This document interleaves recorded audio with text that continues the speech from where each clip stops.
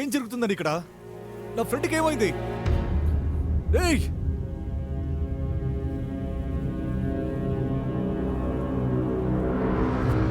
అది కాదమ్మా, నేను ఎందుకు చెప్తున్నాను. అడ్డుకోకండి ప్లీజ్, మేము బయలుదేరుతాం. ఏంటి మామ్స్ ఏమంటున్నాడు? ఏయ్, లేదు మామ, సార్ ఏమంటున్నారని.